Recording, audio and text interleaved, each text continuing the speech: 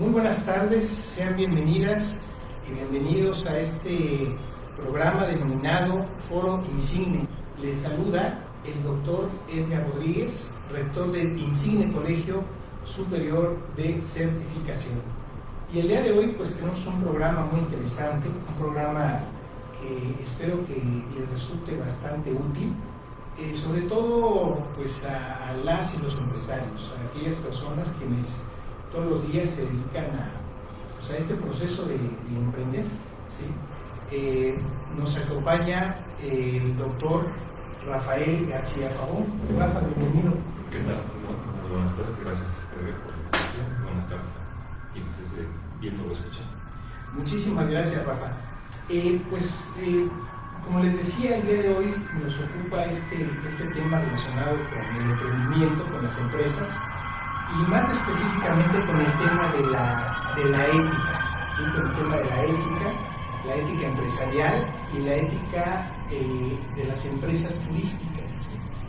En ese sentido, yo quisiera primero empezar pidiéndote que nos platiques un poco de ti, o que nos platiques un poco de tu experiencia. Sé que eres ingeniero, eres filósofo, formas parte del Sistema Nacional de Investigadores, pero mejor platícanoslo tú, ¿no? Sí, bueno, pues en ese sentido, sí, yo inicié estudiando Ingeniería Industrial de Sistemas, allá en el TEC de Monterrey, hace unos años, más de 30 años. En realidad, porque, digamos, yo siempre quise tener algo que ver con el tema ecológico, ¿no? Pero pues en ese momento no se podía, y también al final de la carrera tuve un profesor que me convirtió en la filosofía, ¿no? Y según yo iba a estudiar filosofía y ingeniería industrial, porque con eso iba yo a hacer una fundación ecológica, ¿no?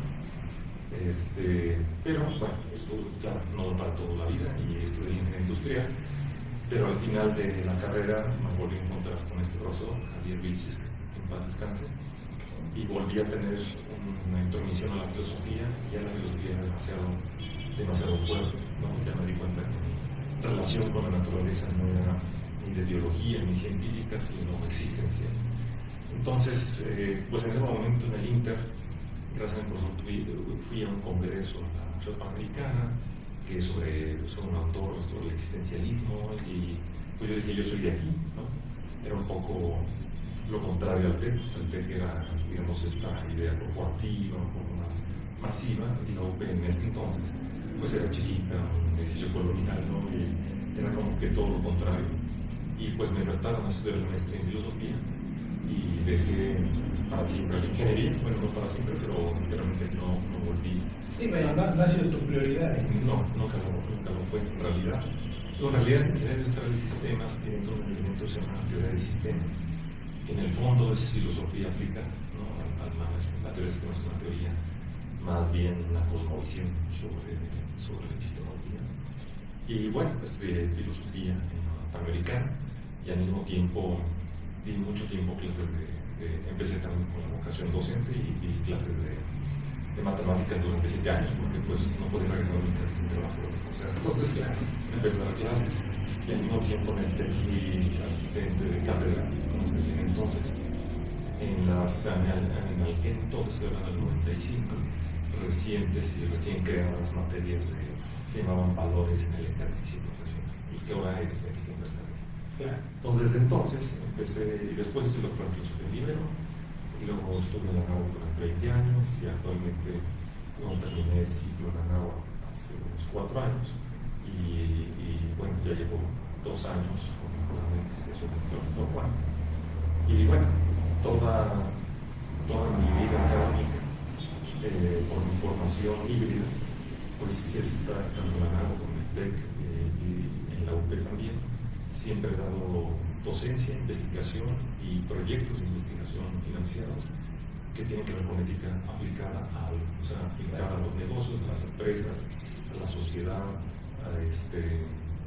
no a la sociedad social, ética social, ética del turismo, ética de la hospitalidad, y bueno, todas mis publicaciones tienen que ver con ética.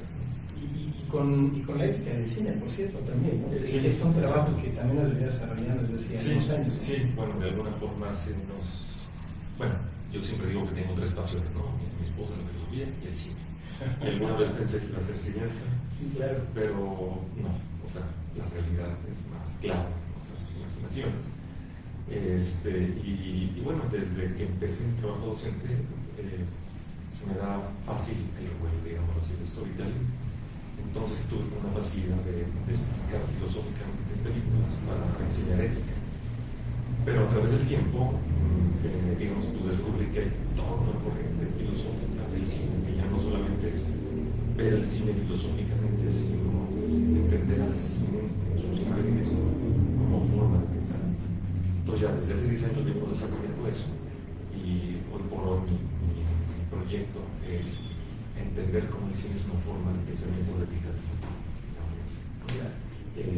Eso quiere decir poquísimas palabras, ¿no? Que el criterio ético no es simplemente el bien y el mal, sino que el bien tiene que ver con la generación de posibilidades, y el mal tiene que ver con la desesperanza total, ¿no? Entonces es una idea de cómo genera esperanza el cine, independientemente de que sea un cine que hable de cosas éticas, ¿no? Entonces, efectivamente en eso estoy ahorita, y que casi todas mis clases los exámenes los hago con película.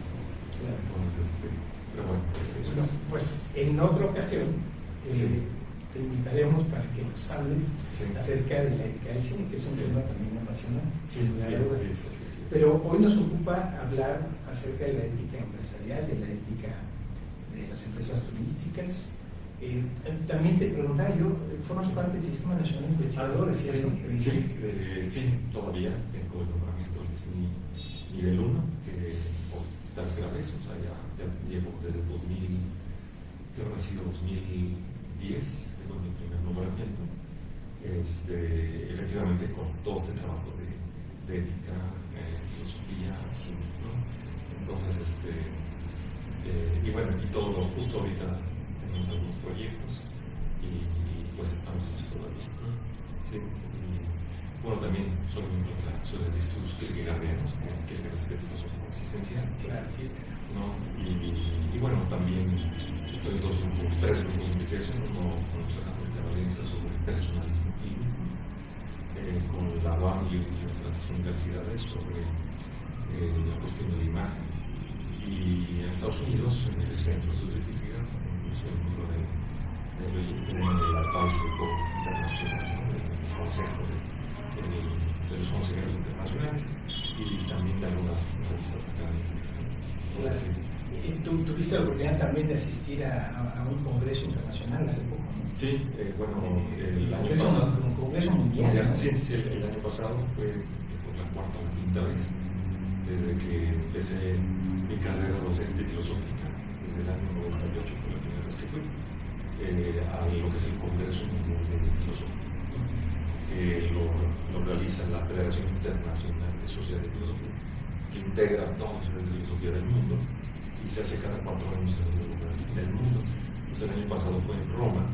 Claro, son congresos enormes, pero siempre es una oportunidad no solamente para hacerse presente ante una comunidad internacional muy cosmopolita, muy plural, sino también para escuchar a los grandes del momento, ¿no? Claro. Sí, muchas veces las personas se preguntan, cuando se habla de filosofía, cuando se habla de ética, aparentemente aluden a que, bueno, son temas áridos, ¿no? Son temas áridos, pero tú señalabas hace un momento algo muy interesante, muy importante. Hablabas de filosofía aplicada, ¿no? Y cuando se habla de filosofía aplicada, se habla de cómo concretar, ¿no? Justamente muchos de las propuestas y de las teorías que sostienen a la filosofía. Y una de estas formas de hacerlo, sin duda es la ética, ¿no? Es la ética, digo, algo lo que tú nos puedas decir, creo que es justamente eso, es filosofía aplicada. Sí, así es. Y de ahí la importancia, ¿no? Porque creo que hoy en México y desde luego en el mundo, creo que estamos viviendo una gran crisis en muchos sentidos, económica, financiera, de valores, ¿no? Y justo ahí entra el tema que nos ocupa, ¿no? Sí, así es. El tema que nos ocupa, porque platicábamos cuando preparamos este tema, que si hay algo que en nuestra opinión le está haciendo falta saber y conocer a las empresas, o a una parte de ellas en nuestro país, sobre todo aquellas que son pequeñas y medianas empresas, las pymes, ¿no? Es justamente todo este tema que involucra a la ética, desde luego a la filosofía empresarial, ¿no? Y desde luego también a todo aquello que gira en torno o alrededor de estos temas. ¿Qué nos puedes decir al respecto, Rafa? Hablando primero en términos de la importancia que tiene la ética empresarial. Ok, bueno, sí, es, todo lo que yo diría en 3 partes. Sí, una es la discusión de qué es la filosofía aplicada, hacerle también ética aplicada, vamos a dejarlo eso para el final, ¿no? Okay. Y que, digamos así, la llamada ética empresarial sería parte de una ética aplicada, digámoslo de esa manera, ¿no? Se suele diferenciar entre la ética general, la ética social, la ética aplicada, y dentro de las éticas aplicadas, la ética profesional y así múltiples, ¿no? Justo ahorita la Panamericana acaba de abrir un posgrado sobre filosofía aplicada, ¿no? Y hay sociedades de filosofía aplicada, ¿no? Bueno, eso es por un lado, ¿no? Y otro tema que me dice pues es la importancia de la ética empresarial per se y de la ética empresarial pues en nuestro país, en nuestro contexto, ¿no? Entonces, pues puedo empezar de ahí y vamos de lo más concreto, ¿no? Claro. ¿No? Entonces, pues sí, efectivamente, vamos a decirlo así, en general cuando hablamos de ética, ¿no? Como le digo siempre a mis alumnos, la ética es una forma principalmente de pensar filosóficamente, pero cuando se está hablando de la palabra filosófica, ¿no? Es una forma de pensar sobre las razones, ¿no? Y que le dan sentido humano a mis decisiones, ¿no? O sea, para decirlo en pocas palabras, ¿no? Digamos, si yo tomo una decisión, no sé, económica, de reducir el personal en la empresa, digamos, ¿no? Vamos a decir desde una perspectiva económica, pues puede cuadrar los números y puede inclusive estar necesario y legítimo, ¿no? No se está violando ninguna ley económica, no se está violando ninguna ley jurídica, pero claro, es una decisión que está afectando, por un lado, al que toma la decisión. Yo diría, ¿en qué sentido lo está afectando? Pues lo está afectando en el tipo de hábitos que va a generar en términos de pensamiento, en términos de actitudes y en términos de emociones. Digo, yo supongo que los que están empresarios saben perfectamente que no es fácil, digamos, tener que despedir una persona, y más luego los despidos masivos que escuchamos, ¿no? Pero entonces, claro, hay una afectación, ¿no? Hay una afectación no solamente en una manera de entender la economía, hay una afectación en la manera de ser de la persona. Y a las personas, ¿no? O sea, un empleado que lleva 20 años, y a lo mejor le dicen, cumpliste 50 años de no se liquida porque se lo marca la ley. Pues claro, o sea, 20 años, como dice el tango, ¿no? Pues es una vida, ¿no? O sea, claro, es una vida, y eso, claro, afecta a la persona también no solo con sus cuestiones psicológicas como la autoestima, sino en cómo comprende su forma de ser, su visión de su propio ser. Entonces, básicamente, por eso la ética tiene que ver con, repetiría, ¿no? Y la ética empresarial con la comprensión de las razones que justifican mis acciones libres, pero la ética tiene que ver con la libertad, ¿no? Claro. Si no hubiera libertad, como digo, yo no le pusiera un tigre que es un malvado por comer su cristiano, ¿no? Pues, la naturaleza, ¿no? O un gato porque toma un araña, ¿no? Pero en los seres humanos pues, podemos hacer una cosa de formas diferentes, podemos tener diferentes intencionalidades, ¿no? Y por lo tanto, donde hay libertad, hay una reflexión ética por mínima que sea. Entonces, claro, nadie, como diría Oscar J. Morrison, nadie sale vivo de ahí, ¿no? Porque todos, cuando tomamos una decisión mínima o máximamente consciente, tenemos una idea no solamente de lo que deberíamos hacer económica o jurídicamente, sino en qué tipo de persona me estoy convirtiendo. Claro. O sea, ¿quién soy yo cuando decido de esa manera? Digo, lo más típico es cuando decimos sin pensar demasiado, ¿no? Cuando vamos y de repente pues veo una tarjeta, no sé, American Express, limitada, ¿no? Entonces yo tengo que ir de viaje y pues eso me va a ayudar, ¿no? Claro. Pero de repente no, yo no soy antes, y no sé, es que no va conmigo, no con mi educación. Bueno, eso es ética, ¿no? Claro. Claro, lo voy a decir con más precisión, ¿no? Mis colegas filósofos me van a corregir. Eso es más bien vida moral, ¿no? Moral y ética significan lo mismo, o sea, bueno, lo mismo, que son las costumbres con las que nuestra libertad orienta su vida para que tenga sentido. Entonces, claro, todos tenemos vida moral porque somos libres y hemos sido educados con una idea de cómo, qué es lo que te define como digno hombre de tu casa, o digna mujer de tu casa, o digna persona de tu casa, ¿no? La sociedad dictamina moral, las profesiones dictaminan moral, las famosas reglas no escritas en la empresa, la moral de la empresa, ¿no? Pero la ética lo que hace es la misma moral, pero reflexionada y ya filosóficamente reflexionada para llegar a un argumento que pueda ser discutido y dialogado y no solamente valga para la moral cristiana de Rafael García, sino que valga para cualquier ser humano racional que esté en una situación. Entonces, con esta idea, así rápido, podremos ir, pues, toda empresa, por la actividad que lleva a cabo, se dice, vamos a decir más abstractamente, es un agente económico, ¿no? Se dice. ¿Por qué? Porque pues, lo que hace es que organiza los recursos, organiza las personas, ¿no? Para transformar finalmente la naturaleza y generar un valor agregado en generalmente un servicio para el beneficio de la sociedad, sea para un beneficio de bien común, como una empresa del Estado, Claro. hasta una cuestión de un beneficio que a lo mejor pueden pagar otros cosas. Pero al fin del día, digamos, hay la creación de un bien que no es natural, ¿no? Claro.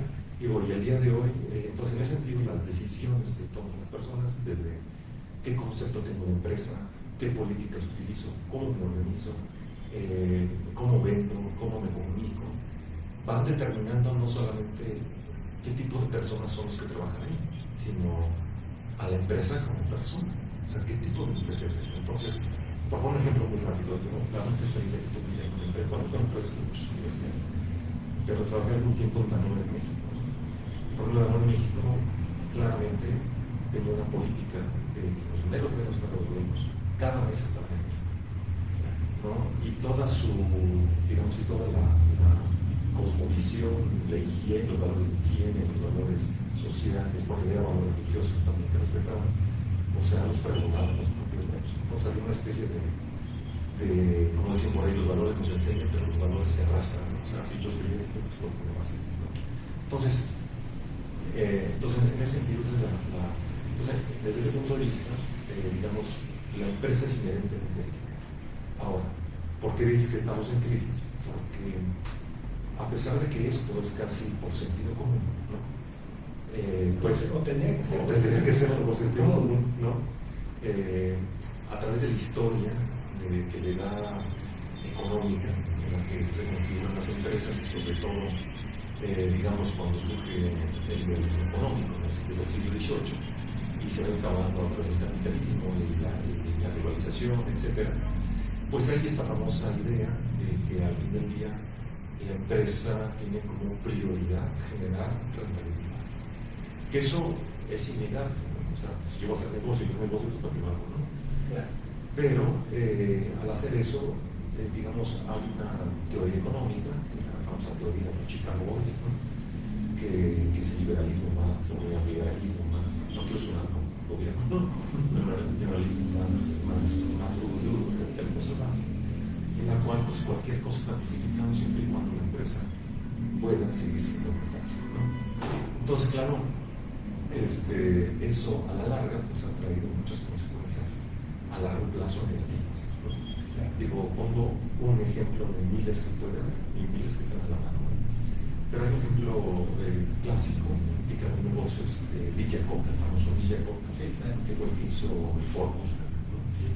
Y después de él, que fue el que llegó hacia arriba a Dodge, ¿no? Con el Dakar, con los japoneses, y después a las aerolíneas. Fue un gran empresario, ¿no? Es un modelo de empresa, yo me acuerdo que era un modelo de empresa. Pero Lee Iacocca, cuando era director de la Ford, tuvo el problema de decidir si un coche que era Ford Pinto lo sacaron al mercado, porque Ford Pinto cumplía con toda la reglamentación, no iba en contra de nada, El problema que tenía es que de 11 pruebas de choque trasero, 11 veces incendio. Entonces, si tú comprabas ese coche, pues podrían cumplir con todas las reglas, pero si alguien te pegaba con otras, como puede suceder en un reforma, ¿no? Te enseñarías que no hablas. Entonces, lo que hicieron fue un análisis costo-beneficio, que es un análisis normal que hacen todas las empresas, totalmente económico. Claro. Pero el problema fue que solo hicieron eso. Y al hacer solo eso, el análisis costo-beneficio decía que era mejor asumir las posibles muertes. Claro. Entonces, claro, y eso hicieron, sacaron el coche, a largo plazo tuvieron que retirar, porque se llenaron de demandas a daños del tránsito, ¿no? Entonces, ese es un ejemplo de cómo una persona que no era malintencionada, ¿no? Que hacía lo mejor para hacer rentable a su empresa, no toma en cuenta una cuestión que puede ser sentido común de la vida de las personas y la equipara a un valor realmente común. Sí, me hiciste recordar también bueno, el ejemplo de algunos vehículos, ¿no? que bueno, son de combustión interna, sí, y que ahora se están convirtiendo en híbridos o en eléctricos. Es parte de ese proceso, ¿no? Sí, sí. Y ahora que mencionaste tu Danone, pues me hiciste recordar con mi otra compañía, Okay. la competencia. La competencia, ¿no? Cuando nos hablaban de lo que era Nestlé primero, ¿no? Que es un acrónimo. Primero significaba proceso integral de mejoramiento gerencial y respuesta organizacional. Fíjate, todavía me acuerdo, eso tiene como 30 años. ¿No? Entonces, sí, ¿no? Tienes toda la razón. Digo, todas las empresas tienen, digamos, no nada más la oportunidad o la posibilidad, sino incluso diría yo la obligación, ¿no? De que en medida de que se van desarrollando, en medida de que van creciendo, pues también vayan siendo también más, dirían por ahí, socialmente responsables, ¿no?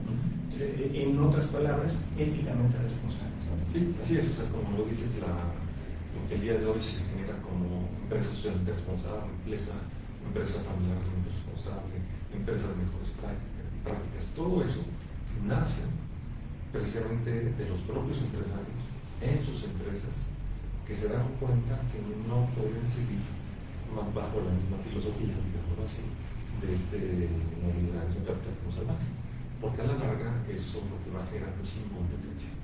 Ese es el punto, o sea, es decir, una empresa falta de ética que solamente tiene como preocupación económica, a la larga se descapitaliza, ¿no? Y se vuelve incompetente y por lo tanto, digámoslo así, tiende a desaparecer del mercado. Sí, totalmente inviable, ¿no? Porque tú decías hace un momento, es difícil despedir a una persona o a muchas personas. Yo como empresario te diría, incluso es difícil contratarlas. Exacto. Tomar la decisión de contratar, ¿no? Porque el talento, lo que hoy se le denomina el talento humano, ¿no? En algún momento fue recursos humanos, luego pasó a ser el capital humano. Hoy talento humano, al final es un gasto. O sea, técnicamente, contablemente hablando, representa un gasto para las empresas. Siempre y cuando no sepamos, evidentemente, aprovechar esa parte que es quizá la mejor parte de la empresa, que es justamente este talento humano. Sí, que un poquito es transformar esa ideología, ¿no? Exactamente. De que representa solo un gasto. Exacto. Para convertirlo en algo mucho más que eso. Así es. Sí, que efectivamente digo, hablando ahorita nos centramos en la parte de la relación clásica entre, digamos así, el que es el dueño de la empresa, digamos, y los empleados que son contratados para llevar a cabo lo que el empresario no puede hacer por sí mismo, ¿no? Y que es la parte nuclear, ¿no? Es como en una clase, ¿no? La relación profesor-alumno o el médico, la relación médico-paciente es la cancha, ¿no? Entonces ahí es donde la ética se vive, se suda, digámoslo así, ¿no? Se trabaja, se sacrifica, ¿no? Pero, digamos, hay algo que decir también en términos empresariales, ¿no?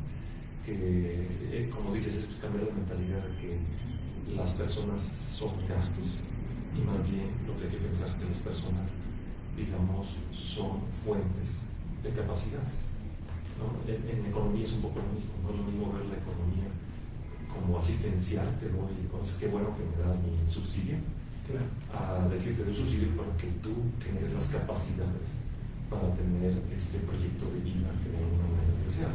Entonces, esto dentro de las empresas lo se llama proyecto de vida y carrera, ¿no? claro. Pero todavía hoy, no voy a decir, a balconear a algunos colegas, pero hay gente que en empresas grandes que no creen que eso sea una responsabilidad de las empresas. Claro. Entonces, el tema de la razón social, como decías, es que hay esta idea que se montan los empresarios, saben, hay dos modelos de empresa, los llamados stockholders, los llamados stakeholders, ¿no? Y claro, el holding famoso es quién es el que se dueña de la empresa. Entonces, el stakeholder es el que dice el dueño es el accionista, ¿no? Entonces, toda la responsabilidad social es hacer rentable al accionista, porque el accionista es el que puede seguir invirtiendo en la sociedad. Es mucho el modelo americano, ¿no? Claro. Pero la responsabilidad social del otro modelo se llama los stakeholders, donde los que sostienen la empresa es toda la red de la cadena de valor, o sea, desde el proveedor hasta el cliente. Por ejemplo, eso se nota muy claramente en los restaurantes. O sea, en los claustros donde trabajamos, pues en gastronomía, quien estudia gastronomía quiere un restaurante que sea perfecto. O sea, el chef sabe que si no tiene una buena relación con su proveedor y con su cliente, digamos, el restaurante no puede operar. Sí, algo pasa, se rompe una parte de la cadena. Exacto. Y ya no funciona igual. Exacto. O sea, el resultado de eso no va a ser el mismo. Exacto, y no solamente es una cuestión de los costos que nos podemos poner de acuerdo, sino son las capacidades que podemos aportarnos para aprender mejor ante los cambios que se están dando, ¿no? Y la permanencia, diría yo, que sería la primera responsabilidad empresarial. Exacto. ¿No? Que todas las empresas están pensadas para que duren 100 años. Exacto. ¿No? Están pensadas para que duren un mínimo de 100 años, ¿no? Entonces la permanencia, pero yo diría el siguiente paso que es la trascendencia, ¿no? Exacto, sí, no, que lo dices bien, o sea, de hecho, si nos vamos a la historia de la empresa, que es muy interesante porque yo no he visto todavía un libro que hable sobre la historia del emprendimiento, ¿no? Sino que más bien se van mucho al tema más de la innovación, que tiene que ver más con el mundo contemporáneo. Pero hay un libro muy interesante de 18 que se llama El Burgués, porque de alguna manera las empresas son producto del advenimiento de la burguesía como clase social dominante, digamos así. Digo, parece que soy de izquierda, pero son los términos históricos, ¿no? Creo que se llama Schoenberg, y él dice algo muy interesante, porque o sea, el término empresa surge con las cruzadas, ¿no? O sea, las empresas son las grandes empresas, si lo vemos así, digamos, cósmicas, casi escatológicas, ¿no? Entonces son las grandes catedrales, ¿no? O sea, la Catedral de México no sé cuánto tardó, casi un siglo en construirse, ¿no? Bueno, todavía en Barcelona, ¿no? Está la de Gaudí, ¿no? Sí, construyendo, claro. O sea, están hechas. La iglesia de la Sagrada Familia. Sí, no se piensa en términos de la eternidad, digamos, de esa manera. Sí, claro. Y eso es muy claro en los verdaderos empresarios, ¿no? Yo tuve la fortuna en un momento de conocer a Juan José Virgen, paz descanse. Y él no pensaba para hoy o mañana, él pensaba, digamos, él pensaba como su vida. O sea, y esa es el tema ética es, yo no elijo ser empresario porque me va a dar utilidades durante un momento. Yo elijo ser empresario porque elijo una forma de vida. ¿No? Y otra cosa, digamos, y eso es permanencia, al mismo tiempo, la trascendencia viene de las capacidades que se van a ir desarrollando, ¿no? Y claro, por eso dicen algunos teóricos, bueno, no teóricos, empresarios, una cosa es empresario, otra cosa es negociante. O sea, el negociante lleva a cabo, digamos, es el que sabe como Maquiavelo en el buen sentido, aprovechar con fuerza las oportunidades para lograr efectos, pero puede no tener ninguna visión de futuro. Digo, por otro ejemplo, es que me vienen ejemplos, pero recuerdo este famoso programa, el famoso Shark Tank, ¿no? Que normalmente en Estados Unidos o el británico, ¿no? Que bueno, estaban unos millonarios, unos grandes empresarios, pero me llamó la atención uno de ellos, no me acuerdo el nombre de él, porque claro, o sea, ellos tienes que vender el negocio, creo que es un negocio rentable, pero uno de ellos medía la rentabilidad por la trascendencia de lo que estaban ofreciendo, o sea, por la idea del concepto. Entonces él se daba cuenta que si la idea era una buena idea, aunque no tuviera ahorita los números, sabía que si él lo tomaba, seguramente iban a potenciar. Entonces, esa es la diferencia de pensar, como, digamos, a nivel personal, a nivel empresarial, de pensar en esta visión, digamos así, humana, que fundamenta la vida ética. O sea, el concepto que tenemos de ser humano, que es el concepto de empresa, el concepto de ser humano de empresa es el concepto de las razones que justifican nuestros actos. Sí, claro, y fíjate, me hace recordar, yo lo he explicado de esta forma. Yo he dicho que el liberalismo, otra forma de llamarlo, podría haber sido individualismo. Pero es muy curioso lo que pasó con el liberalismo y con ese individualismo, ¿no? En el momento en el que se empiezan a crear las empresas, las sociedades, ¿no? Las sociedades mercantiles, ¿no? Esto toma otra dimensión completamente distinta. O sea, va más allá del individualismo, porque justamente lo que hacen las empresas es aglutinar personas, aglutinar socios y aglutinar todo lo otro que es necesario para poder llevar a cabo el objetivo social de la empresa. Sí. O el objetivo social, que incluso en todas las actas constitutivas, ¿no? de cualquier sociedad, o incluso asociación civil, está establecido. O sea, todas las empresas deben de tener un objeto social, ¿no? O sea, no es vender por vender o producir por producir a ultranza, ¿no? Y es la parte que yo creo que debemos de recuperar. No sé si estás de acuerdo. No, así es. O sea, digo, hablando ahí, por ejemplo, digamos, claro que se enfatiza lo social, porque la empresa, como parte del desarrollo económico, pues es una relación, digamos, donde hay que establecer relaciones no solo de comunidades, sino de sociedades, o sea, de derechos y obligaciones, ¿sí? Pero, y ciertamente con el liberalismo está, pues es que el mismo Adam Smith, ¿no? Digámoslo así, claro, él pensaba en el libre mercado, pero nunca pensó en un libre mercado sin Estado, ¿no? O sea, para él siempre el libre mercado tenía que jugar dentro de las reglas del Estado, o sea, dentro de las reglas de los representantes sociales, no del gobierno, sino de las instituciones sociales. Entonces, digo, por decirlo de alguna forma, ¿no?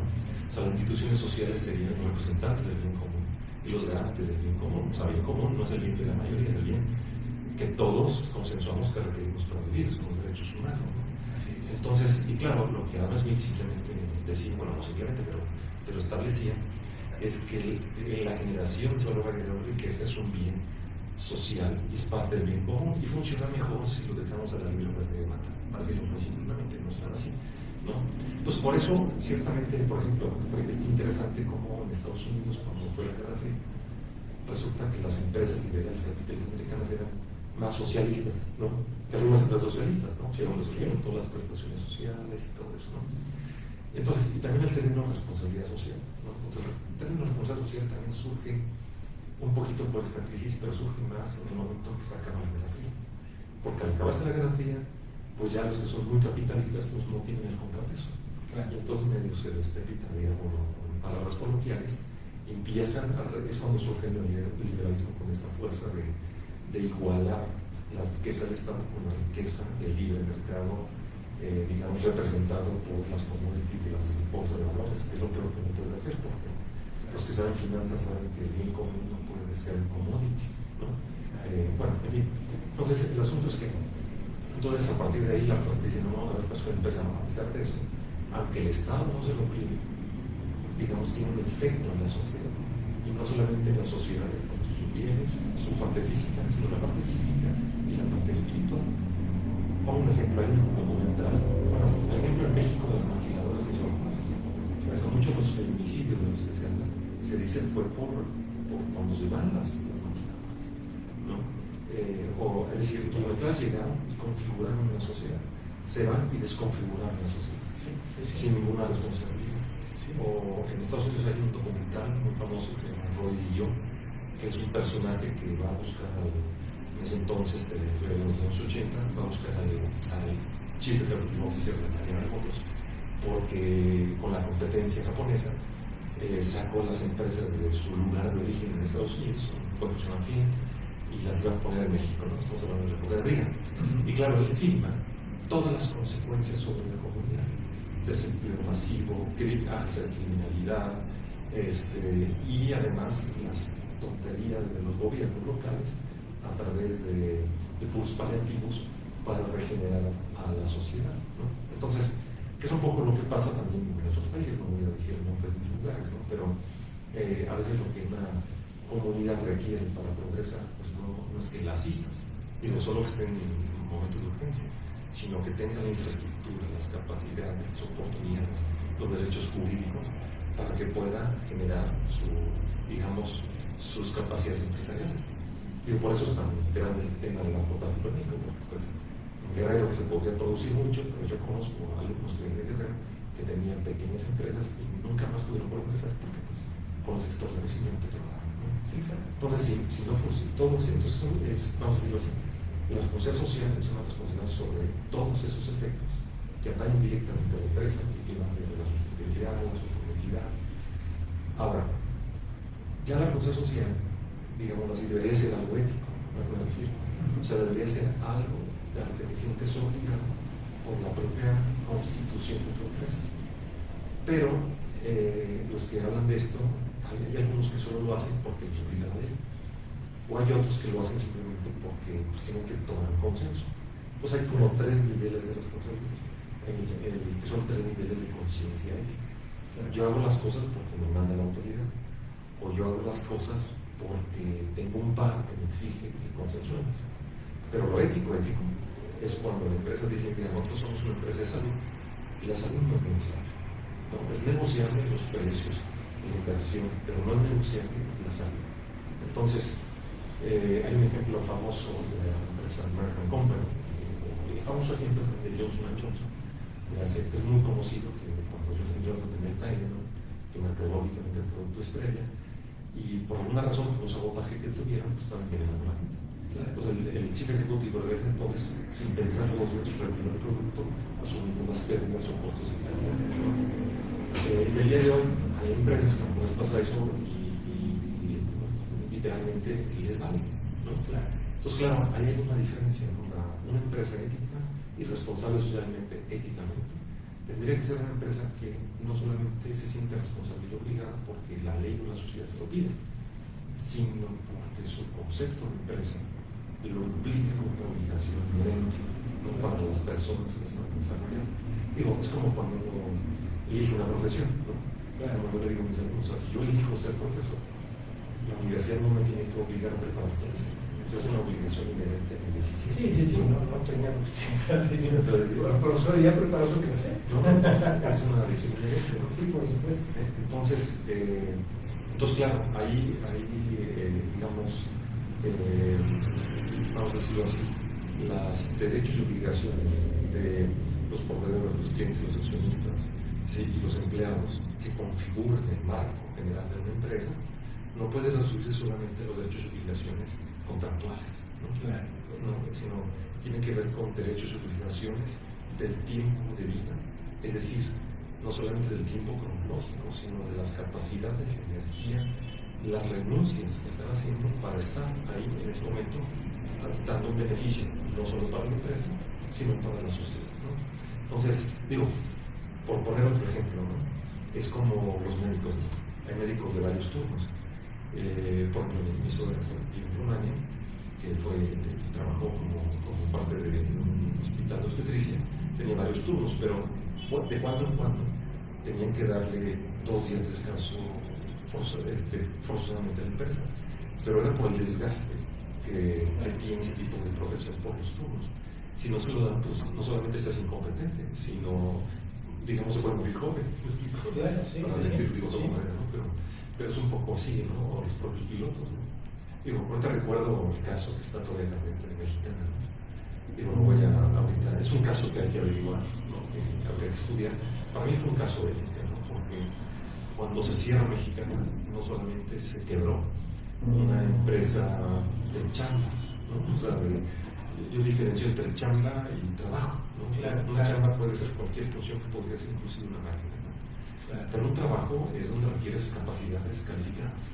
Claro, y es una actividad humana que va a ser esa actividad humana que te va a permitir desarrollar al máximo tus capacidades.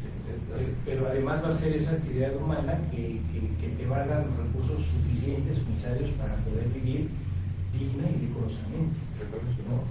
En fin, el trabajo es mucho más que solamente una cuestión ocupacional, digamos, ¿no? Sí, o para ganar dinero.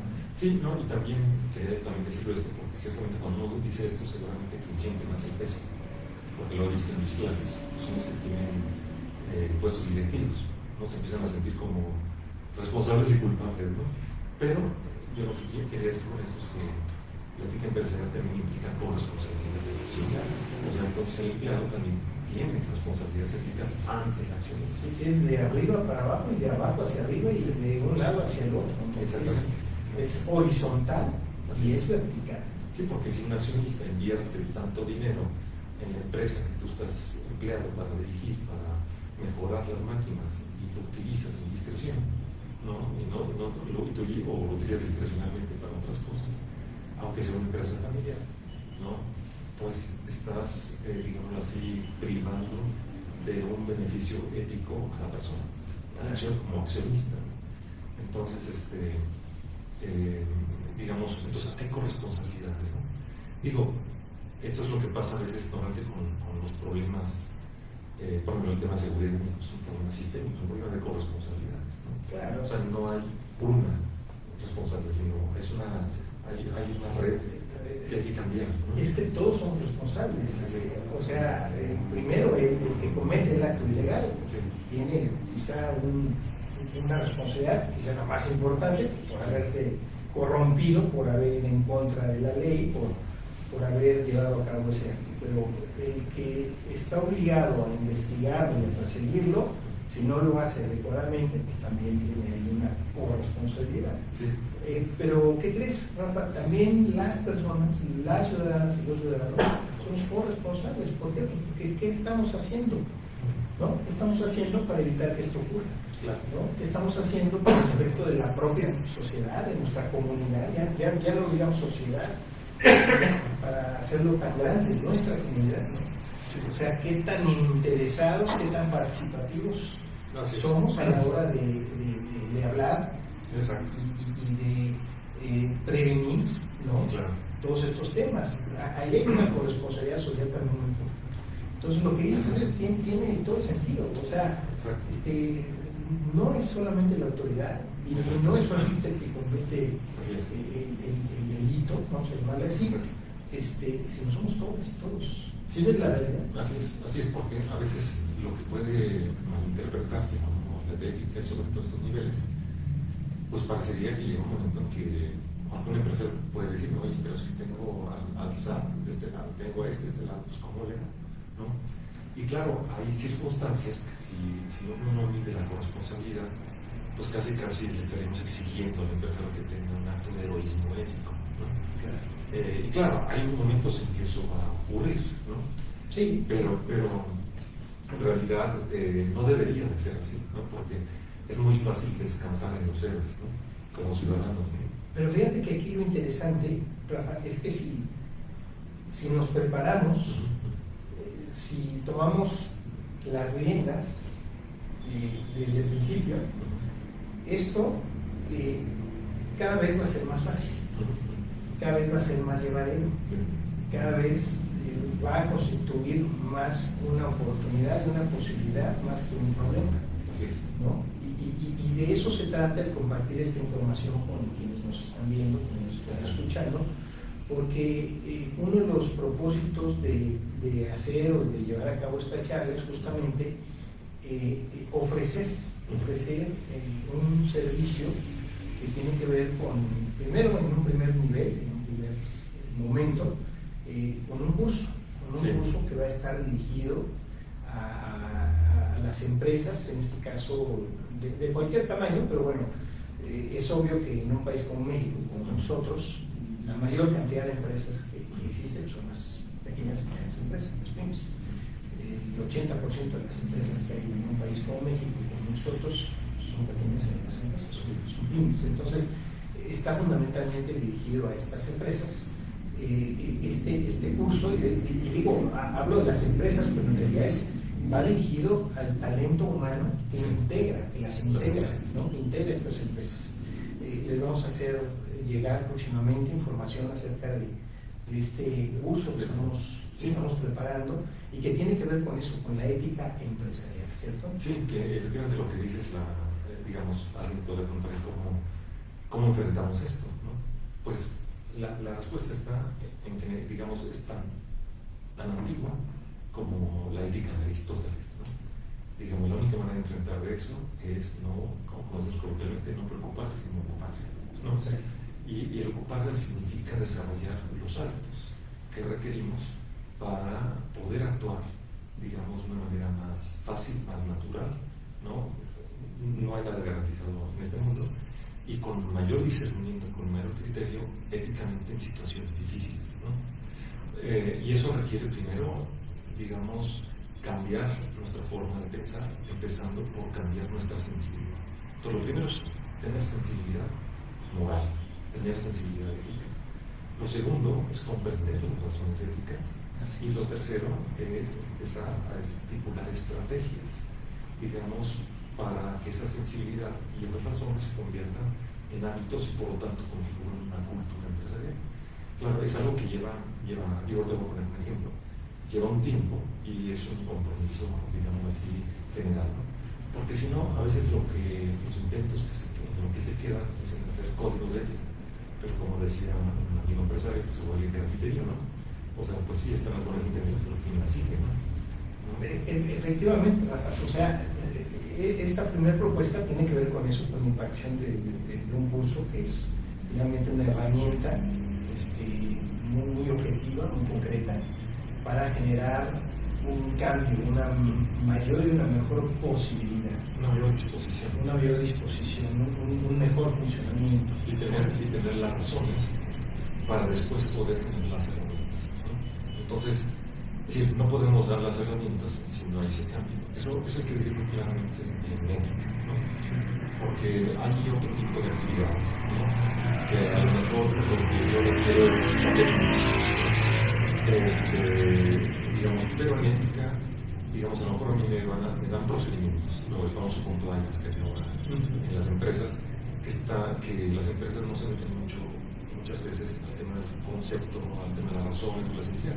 Se van simplemente, estos son los indicadores, lo haces y no lo haces de castigo.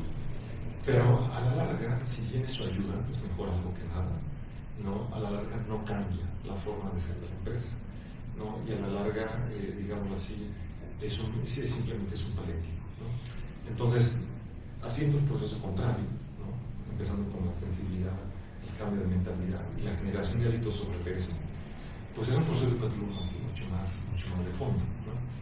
Y eso, de nuevo repito, o sea, al final del día, alguien podría decir esto es difícil. Bueno, es difícil, pero uno no tiene por qué ser, no todos podemos ser Gandhi, ¿verdad? Claro. Pero uno puede hacerlo en el ámbito en el que tiene el poder de tomar decisiones, ¿no? Porque si no, lo que va sucediendo es una cadena, ¿no? Si yo, digamos, es como el tema de la seguridad, o sea, a nivel directivo hay corrupción, más baja corrupción, y llega hasta el nivel municipal de corrupción, y a nivel ciudadano de corrupción, pues, o sea, por más que cambiemos a los jefes, o los sistemas no van a cambiar si no cambian los hábitos de las personas, ¿no?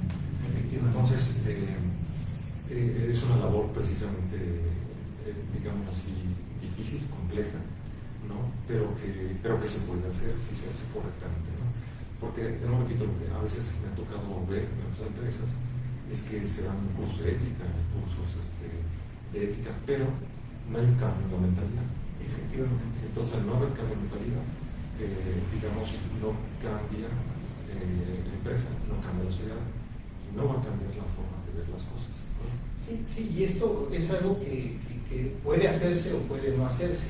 El riesgo de no hacerlo es que, si me permites la comparación, esto sería como una especie de enfermedad, ¿no? Crónico-degenerativa, ¿no? Que se va infiltrando poco a poco, va creciendo, se va desarrollando, y si no se atiende, pues es lo que va a pasar a la larga es que las cosas no nada más van a funcionar bien, sino que además, y los resultados no van a ser los esperados, los adecuados, sino que incluso se puede llegar a comprometer el destino de la empresa. Sí, así de grave puede llegar a ser. Sí, no, eso que dices es por una razón específica, ¿no? Las decisiones que involucran la ética, que son decisiones libres, no está garantizado hacer el bien si tengo un mejor plan. O sea, siempre hay un velo de ignorancia, siempre hay una incertidumbre, siempre hay la ley Murphy, dicen algunos, ¿no? O sea, cuando uno, hay un filósofo que se llama Nietzsche que decía que esto es como jugar a los dados. Yo me preparo, yo lo pienso, yo me entreno, pero el momento que decido, pues es un poco lanzar los dados, ¿no? Pero Nietzsche decía, entonces yo no puedo simplemente decidir si tengo completamente controlado el resultado. Yo sé que esto a algún empresario le puede sonar un poco escandaloso, pero la verdad las cosas que uno no puede controlar el futuro. Pero lo que uno sí puede hacer es tener todo lo posible, digamos, para jugar lo mejor posible, ¿no? Y entonces Nietzsche decía, lo importante entonces, aunque suena extraño, no es pensar en el resultado, sino pensar en la forma que estoy jugando, ¿no? Y dice, ¿y entonces por qué? Porque si algo sale mal, dice, entonces digo, lo importante es seguir jugando, ¿no? Entonces, voy a poner un ejemplo, digo, que me viene un poco por esta nueva serie que les recomiendo, que no tengo realismo, se llama Adolescencia, que, bueno, es un chavo que mata, chavo 13 años que mata a su, pues a una compañera, y en parte la trama es porque a través de las redes sociales, él fue bulleado, y claro, el efecto del bullying en las redes sociales le fue tan absoluto que ni siquiera, o sea, supo lo que hacía, pero no lo dimensionó, ni siquiera se puede hacer, ¿no? Claro. Entonces, claro, un poco la temática de la serie es, el último episodio es el tema de los papás, ¿no? Y claro, nos angustia porque por los papás es una pregunta que todos los papás se me han hecho. ¿Qué hicimos mal? Si tengo 3 hijos, 2 son muy buenos y uno salió un criminal. Es decir, los crían todos igual, ¿qué hice mal? Claro. Entonces lo que quiero decir con esto es, y claro, un poco de ahí hay una crítica, está en el flujo de las redes sociales. Entonces uno puede decir, bueno, pues es que yo no puedo parar la red social, ¿no? O sea, uno no puede enclaustarse del mundo porque pues no puede vivir. Pero la única forma de enfrentar el mundo para ser una persona digna y entera es formarse en los mejores hábitos, ¿no? Entonces, si uno se forma en los mejores hábitos, y en todo, en las profesiones, la diplomacia, la política, el deporte, a lo mejor, digo, es como los jugadores olímpicos. O sea, aunque no ganen los olímpicos, el que llegó a los olímpicos es el mejor, pero yo no tengo dudas, ¿no? Entonces, la única manera de enfrentarse como empresario a un mundo como el que se vive, con tantas presiones, donde hay más tentaciones de no hacer bien las cosas que de hacerlas, pues es enfrentarse con las mejores capacidades. Y eso, generalmente, decían los medievales decían, el bien, digamos, es difusivo por naturaleza. Esa es la frase. Sí, sí. Pues eso que quiere decir que cuando una persona hace el bien, inspira a otros e invita a otros a creer que el bien es posible. Claro. Entonces, vuelvo a la crisis que decías. ¿Cuál es la real crisis a veces de valores o de ética que tenemos? A veces no es que no tengamos las capacidades, es que no creemos en ellas. Entonces, por eso digo, en este curso primero tenemos que empezar por creemos, digamos, de verdad en lo que significa la ética o no. Esa es la primera decisión. Sí, porque, o sea, interpretado de otra forma, las crisis no son las crisis es lo que está antes de las crisis. Lo que facilitó, lo que hizo posible que eso se llevara a cabo, ¿no? En realidad la crisis no es más que el resultado de eso que hiciste mal, de esto que dejaste de hacer, ¿no? Sí.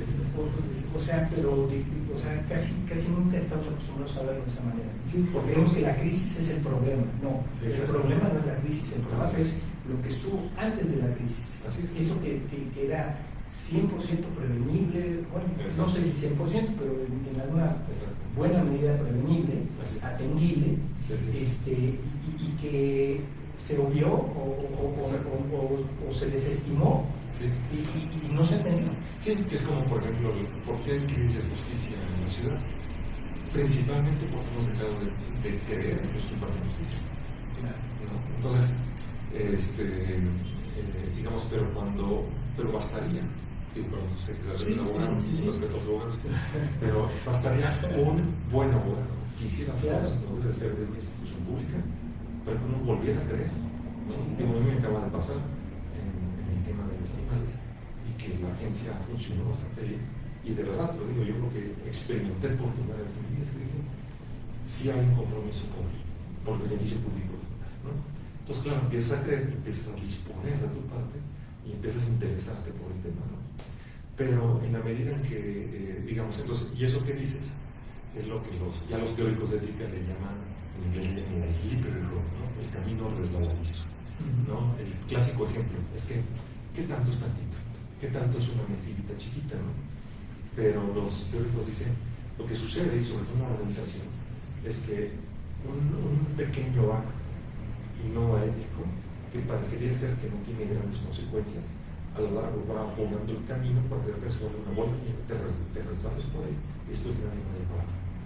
El ejemplo, uno de los ejemplos más paradigmáticos reales de esto es Bernard Madoff, que a lo mejor lo reconoce, y si no, pues es como esto tematizado en una película que es un caso similar, la película El Lobo de Wall Street, ¿no?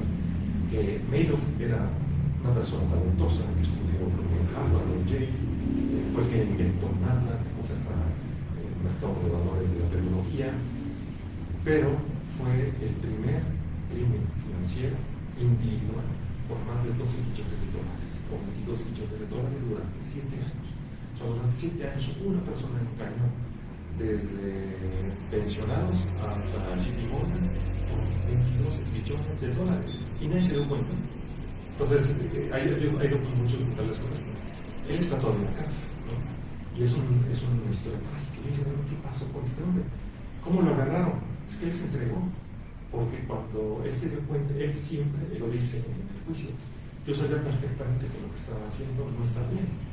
Dice, lo que ya lo digamos, y ya no pude más, porque las circunstancias ya no sostenían mi mentira. Entonces fui con mi familia y me confesé. Y fue la familia quien me entrega las autoridades. Claro. Digo, después fue trágico porque su hijo mayor casado se suicida por la presión de los medios y la presión social. Pero hay unas entrevistas muy interesantes con él, ya en la cárcel, y él dice, es que yo sabía que estaba haciendo mal, perfectamente, o sea, no es que me hiciera tonto, lo sabía perfectamente. Dice, pero lo que no puedo entender todavía ahorita es por qué no dije que no. Claro. O sea, por qué me seguí, ¿no? Y me seguí en un momento que yo ya no podía detener, ¿no? Entonces, digamos, lo que pesa no es decir una mentira, lo que pesa es cuando ya no puedes salir de un círculo de mentiras, ¿no? Entonces, eso puede pasar a nivel individual, a nivel organización, sí, y se puede convertir en una mala práctica, ¿no? Pero lo vemos todos en nuestra sociedad. Por ejemplo, las malas prácticas de los jefes, ¿no? Casi a la primera crítica de cómo, pues, a ver, vas a tener una dotación de personal que nunca vas a tener mucho por trabajo, pues, ¿cómo? ¿No? Entonces, si no tienes hábitos éticos que te permitan dialogar, prudencia, tolerar, generar equipo, decía el famoso Carlos Llano, que fue el fundador del IPA, ¿no? Digamos, uno de los primeros institutos de alta dirección empresarial, pero con una visión ética, ¿no? Digo, ya no sé ahorita, pero en su momento. Pero ya no de ser un empresario, debe ser vicéfalo, ¿no? Este fue gran capacitador de empresarios. Tiene que tener una gran capacidad técnica. Está claro, es alguien que dirige a Pangona, pues tiene que saber lo que hace, ¿no? Pues de nuevo que no. Claro. Pero tiene que tener una visión también más global, donde los valores financieros tienen que ver con los valores humanos y los valores humanos globales, ¿no? Digamos, vamos a ponerlo en el contexto que nosotros llamamos que son las universidades, ¿no? O sea, si un alumno plagia, claro que le voy a dar el beneficio de la duda, ¿no? Pero si sigue plagiando, aunque sea el hijo de un influyente, y aunque eso le vaya a traer mal beneficio económico a la universidad, o sea, yo no podría seguir, porque entonces no sería solamente ir en contra de mi ética, es ir en contra de la propia profesión, y por lo tanto sentar los antecedentes para que nadie crea en los profesionistas. Sí, claro, y las otras consecuencias que además van a poder existir, ¿no? En el ejercicio profesional, ¿no? Ya más específicamente, ¿no? Pero nada más pues, por hablar de una, ¿no? Sí, porque hay muchas, son muchas implicaciones, ¿no? Sí, ¿no? Y por eso, por ejemplo, es un poco del turismo. Justo estaba por preguntarte, sí. Bueno, haciendo un viraje hacia el tema turístico, porque esto es, digamos, retoma una importancia, digamos, extraordinaria cuando se habla del sector turístico? Sí, bueno, es que el sector turístico en general, digamos, tiene que ver con un valor milenario, humano, fundamental y universal, que es la hospitalidad. O sea, el tema de la hospitalidad está en todas las culturas, ¿no? En todas las regiones, ¿no? En la gastronomía, o sea, es fundamental, porque al final del día la hospitalidad, si quisiéramos decirlo así, idealmente sería la posibilidad de acoger a una persona vulnerable de manera incondicional y millonaria por su vulnerabilidad. Claro, ustedes dirán, no, pues eso no es posible. Pues sí, idealmente, probablemente es imposible. Entonces, en realidad, digamos, la mayoría de nosotros ejercemos una hospitalidad con ciertas condiciones. No, y es justamente porque se hace en el turismo a través, por ejemplo, de la hotelería, ¿no? Exactamente. ¿No? Sí, la hotelería se le llama industria de los hospitales. Es eso, ¿no? Es justamente ese acogimiento. Así es. ¿A qué te está refiriendo? Sí, así es. O sea, por ejemplo, si uno va a cualquier otro lugar, incluso en la Ciudad de México, ¿no? Tengo que trabajar en el centro, no puedo regresar a mi casa en una semana porque debo estar concentrado en un seminario, pues buscas un buen hotel. Y claro, y estás en situación de vulnerabilidad. Sí, no estás en tu casa, no estás en tu medio, no tienes tus recursos financieros, estás lejos de tu familia. Entonces, claro, ¿qué esperas del hotel? Que el hotel, si bien no te haga sentir en tu casa, como decimos mismo, si te dé todas las posibilidades, digamos así, para que puedas llevar a cabo dignamente tu vida, ¿no? Digo, eso es lo primero. Ahora, el turismo, por otro lado, eso es un tema interesantísimo. La filosofía del turismo, pues tiene que ver sobre todo con lo nomádico de los seres humanos, ¿no? Sí, claro, el movimiento, la movilidad, el trasladarse, ¿no? El migrar incluso. El migrar, exactamente. Digo, yo pondría un torito por ahí, o sea, hasta qué punto los hoteles podrían tener cierta responsabilidad social con los migrantes varados en la frontera. O sea, claro, vamos a ver qué pensar. Con sus distancias. Con sus distancias, ¿no? Con sus distancias, claro. Pero es una pregunta interesante, es una pregunta para la reflexión. O por ejemplo, cuando fue el maratón, creo que de Boston, y hubo violencia, todos los hoteles abrieron las puertas. Claro. Y acogieron a todos los que estaban en situación de pobreza. Bueno, estoy yendo a un extremo, ¿no? Pero en general. Bueno, hubo hoteles que ahora con la pandemia abrieron sus puertas. No fueron todos, quizá fueron los menos, y en algunos países más que en otros, pero sí hubo cadenas de hoteleros, hoteles que sí abrieron sus puertas y dijeron, bueno, aquí hay espacio, ¿no?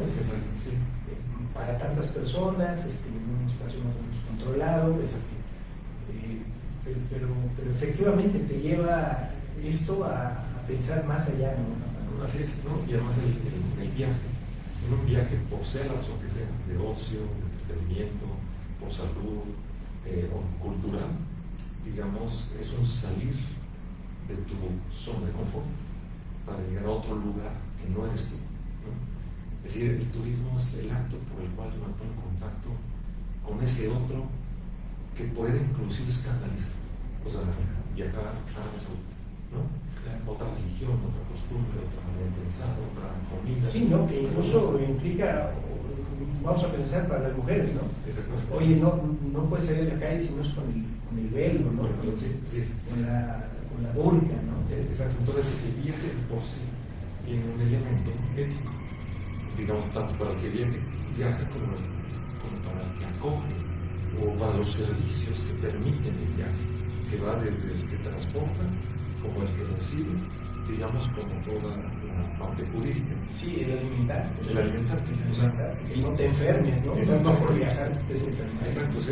Por un lado, es todo un tema de cuidar al que viaja durante el viaje, porque no está en el lugar digamos, en el que tiene casi por naturaleza su seguridad. Sí, de entrada puede no conocer el lugar, ¿no? Así, o sea, físicamente, ¿cómo voy y vengo? Digo, que ahora los teléfonos te sirven mucho, pues tampoco son garantía de nada, ¿no? Exacto. Y hay un tema importante, como llegas a otro que no eres tú, pues también todo el sistema de hospitalidad significa, digamos, proveerle a esta persona la posibilidad de aprenderse con otro. Y por lo tanto, la hospitalidad no solamente es ese movimiento de seguridad, es un valor fundamental para que pueda haber, vamos a decirlo así, una interrelación entre personas que son absolutamente diferentes. Entonces, puede contribuir a la paz mundial. Sí, porque se dice así, muy rápido, muy fácil, pero claro que abona, por supuesto, en alguna medida. Entonces, por ejemplo, este tema, digamos, va a decirlo al revés, ¿no? Ya hablamos de las nociones de la hospitalidad, de los que ofrecen servicios de hospitalidad, que va desde el que va viajando, desde el que te alimenta, desde el que te cuida, desde el que te lleva al aeropuerto. Pero también, por ejemplo, esos servicios turísticos, ¿qué tipo de turismo ofrecen? Ahí hay un tema ético, ¿no? Entonces, ahorita, por ejemplo, está muy candente regular el turismo masivo, ¿no? Y claro, las personas también tendemos a ir a lugares cada vez más no folclóricos, pero más auténticos, es como la política con los mágicos, ¿no? Que en teoría es una buena política, ¿no? Pero es, digamos, lo que buscamos cuando uno va, no sé, yo personalmente si voy a Italia, pues busco un vino italiano que me pueda comprar en el supermercado en México, si no, pues para qué voy, ¿no?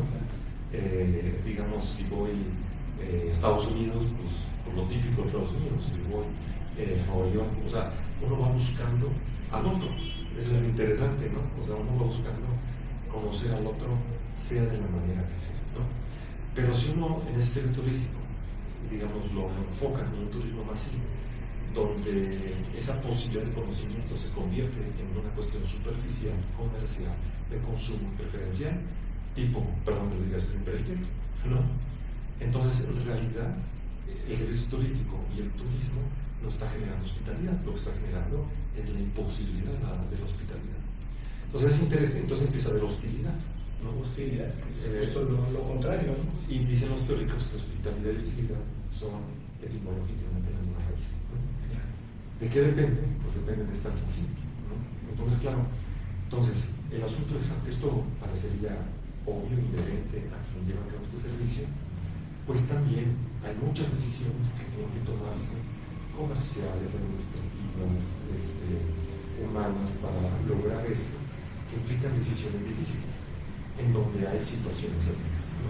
Claro, y en donde tienen que estar involucrados pues, todas las personas, o la mayor cantidad de personas posibles, de estas que forman parte de estas empresas, ¿no?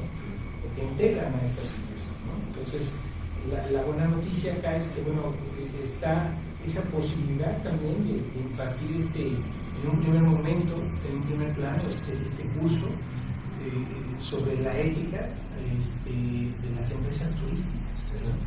De las empresas turísticas y que bueno, puede llevar justo a este tipo de empresas a obtener un certificado e incluso un distintivo que en este caso estaría otorgando el INCINE, Colegio Superior de Certificación, en coordinación con la empresa que tú representas, Rafa. Sí, que nosotros tenemos por un lado la Asociación de Certificada y la empresa con la que nos asociamos, que es Euroamérica, claro. Euroamérica, que se dedica al tema turístico. El tema turístico es una gran empresa, tenemos el aval de Euroamérica y esto, pues digamos que es un plus muy importante porque pues ciertamente le va a dar mucha confianza a todas estas empresas, a todos estos empresarios del ramo turístico para que, bueno, pues puedan pues contratar pues este servicio. Sí, así es, podríamos decir que de un curso de solo de ética empresarial, un curso de ética empresarial turística, este sería un ejemplo de una ética aplicada. Es decir, no es que sean dos éticas distintas. La ética, el fundamento es el mismo. La diferencia es el tipo de prácticas en las que nos vamos a enfocar. Entonces, en el de empresa turística, pues hay muchas cosas que se podrían tratar de manera local, pero hay dos fundamentales para toda empresa turística, por lo que acabo de decir, que es la hospitalidad y la sustentabilidad, ¿no? Porque, por lo que acabo de decir hace un momento, ¿no? O sea, una empresa turística, digamos así, como hacer todo este servicio para traer a alguien, digamos, a este país que no conoce, para que conozca todo lo que este país puede ofrecer, ya sea por negocio, por ocio, por entretenimiento, por cultura, ¿no? Digamos, para que sea sustentable en términos ecológicos, en términos culturales, ¿no? Entonces, por ejemplo, decía el turismo masivo, ¿no? El tema de que en el Vaticano pues ya se tiene que controlar la cantidad de gente que entra, digo, casi en todos los centros turísticos grandes, o el tema de las pirámides de Chichén Itzá, que no se permite subir, porque la cantidad de gente que llega abajo pues ha hecho que el lugar se esté degradando. Entonces, si turísticamente, como empresa, como servicio, como Estado, eso no se cuida, entonces no hay sustentabilidad cultural y ya no hay ese autor que ofrecer. O sea, eso es lo que me refiero, parece palabras abstractas, pero si las empresas turísticas no, vamos a poner otro ejemplo, ¿no? Las empresas de turismo ecológico, o sea, con experiencias en la selva, digamos, con las montañas, todas estas cuestiones diferentes de turismos, tienen que tener muy claro el tema de sustentabilidad ecológico y de sustentabilidad cultural, porque si eso se vuelve masivo, entonces, digamos, se puede degradar aquello por lo cual tiene sentido su empresa turística, ¿no? Digamos, es como si uno, es como pasa en avión, pero es como si uno quiere, cuando uno va a Roma, es precioso, pero en época de verano es imposible ver Roma, uno ve por gente. Sí, claro. Entonces, claro, la fontana de Trevi, famosísima, pues está llena de. Pues, ¿qué han hecho ahora? Prohibir entrar a la fontana de Trevi. Claro. ¿No? O sea, es decir, pues, ¿cómo regular eso? Ese es un reto ético para las políticas públicas. Sí, ¿no?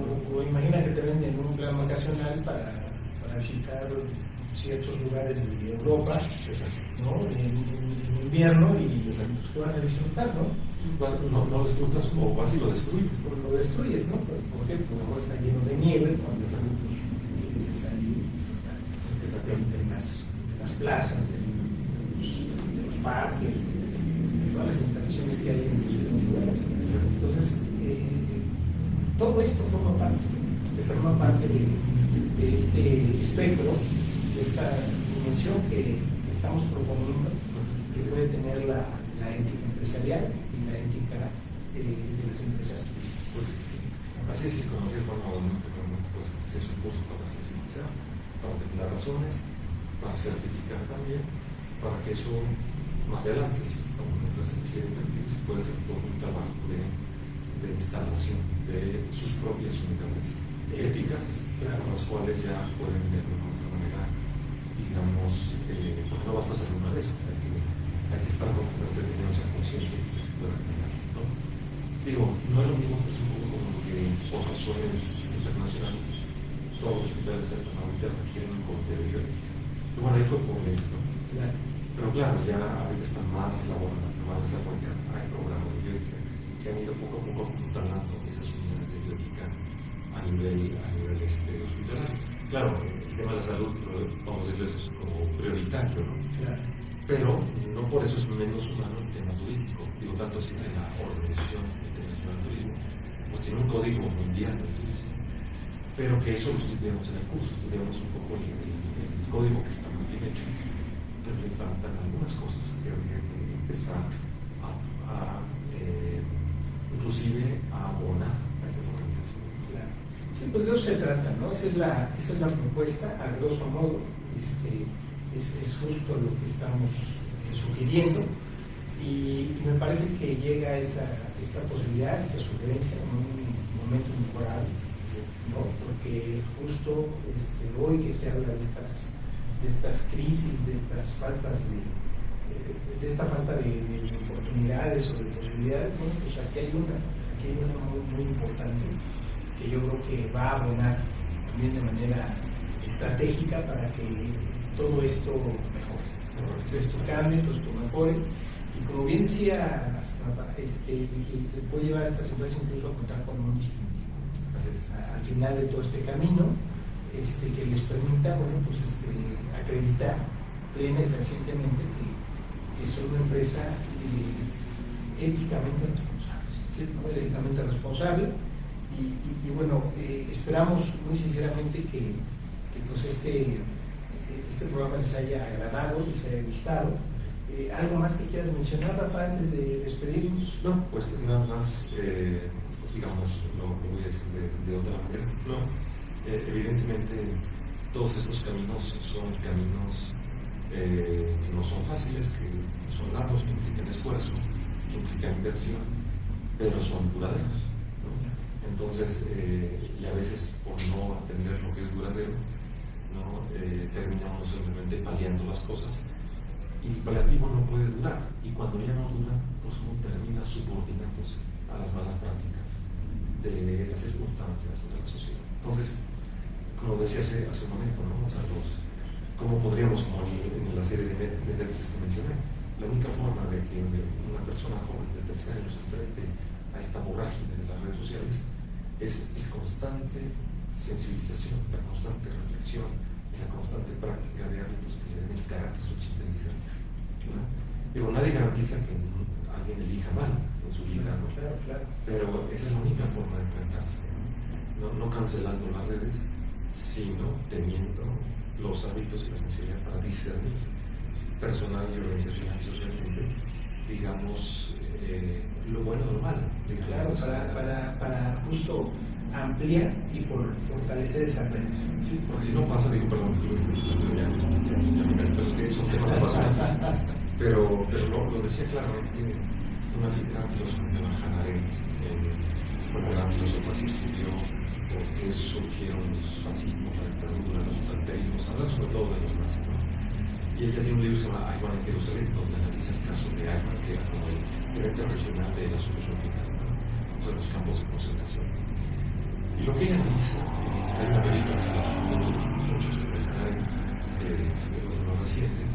Lo que ella dice es que el problema de Ayman es que él se atrevió a, digamos, él tomaba decisiones tecnológicas, conscientemente y estratégicamente orquestadas para matar indiferentemente personas por razones meramente ideológicas, no porque fuera malo, no porque tuviera malicia, no porque fuera mal educado, no porque estuviera demente, sino porque en un momento de su vida tomó una decisión mala éticamente. ¿Cuál fue esa? Decidir, digamos, no decidir, sino hacer lo que le pedían. Porque llegó un momento en que sintió que no tenía miedo, digámoslo así, o simplemente decidió que él no era persona suficiente para tomar una responsabilidad. Y entonces se subordinó a ella, ¿no? Y entonces, dice Hannah Arendt, esa es la famosa banalidad. La banalidad de María, ¿no? O digamos, claro, después Hannah Arendt dice, no se trata de la banalidad del mal, se trata de que el mal es fatal, ¿no? O como dice Spielberg, ¿no? En la primera línea de la película Jurassic Park, cuando el paleontólogo llega y ve los dinosaurios y dice, con respeto a los ingenieros, dice, estamos en manos de ingenieros. Estos no se preguntaron si venían, simplemente hicieron. Entonces, yo lo confieso, cuando soy ingeniería, me acuerdo de la clase de planificación estratégica, no, pero en aquellos tiempos, la clase era enseñarte a aprovecharte del mundo. Y uno decía, bueno, es decir, no a generar una estrategia, sino a ver cómo te aprovechas del otro para que tu estrategia funcione. Pues eso digamos, es casi una guerra de todos contra todos. Y eso no es verdadero. O sea, en algún momento, no, digamos, o te vencen, o los vences, o todos terminan siendo aniquilados.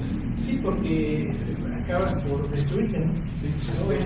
Sí, ¿no? Vamos a pensar en dos países igualmente poderosos que entran en guerra. ¿Quién va a ganar? Habrá quien diga el que tenga la mejor estrategia, pero quizá y lo más probable que ocurra es que no gane nadie. Entonces, en realidad, nadie va a ganar, al contrario, los dos van a perder. Sí, o sea, lo que la ética previene, y se dice que en la empresa la ética debe tener lugar en la planeación estratégica. ¿Por qué? Porque debe prevenir el colapso moral de la organización. Así como, digamos, lo jurídico en un Estado debería prevenir el colapso jurídico, ¿no? Que es el 2 contra 2. Así es. Pero bueno, así es. No, pues muy interesante, Rafa. Pues digo, independientemente de que nos ayudas a ofertar esta actividad académica, también pues nos dejas ahí picados, nos dejas entrados con el tema de la ética del cine.